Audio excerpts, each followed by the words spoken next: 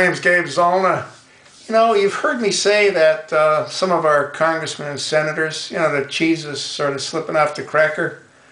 Well, it looks like it's also happening to some of these movie stars, you know.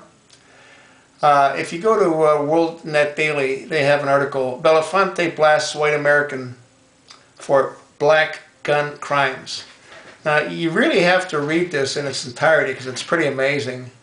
And, I mean, this is just incredible. He says, the river of blood that washes the streets of our nation flows mostly from the bodies of our black children.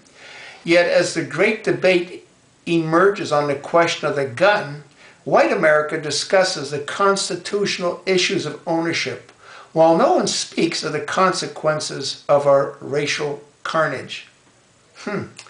Then he goes on to say, he's talking about the number of people that are incarcerated, you know, in the United States having the highest population of people incarcerated, and the majority of those are blacks. Okay. Now what's interesting here is, the whole article is really interesting. I'm just going to give you some highlights. From 2003 to 2011 period, blacks were the victims of 75% of the 4,265 murders. Blacks also were the offenders in 75% of the murders. According to the 2010 U.S. Census, Chicago has a population of 2,695,598 people. The city is 33% black, 32% white, not Hispanic, and 30% Hispanic or Latino.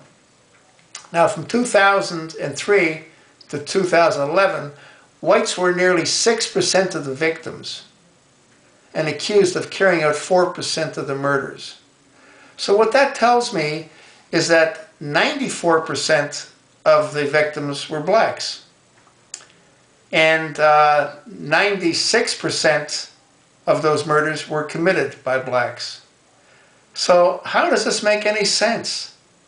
I mean, I'll tell you what, it's amazing how they sort of come out of the woodwork, you know, like you get Al Sharpton, he comes out, and you get Jesse Jackson, and they come out to do what? To stir the pot. This guy doesn't know what he's talking about. I mean, he's completely insane. He's blaming the whites for the guns that the blacks are using to kill themselves with. Huh? I mean, this is nuts.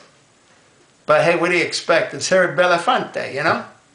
I'll guarantee you, if he was evaluated, he might be a notch above Pelosi. A notch, maybe. Maybe a notch or two above Harry Reid. Could even be a notch above Senator McCain. But you know what?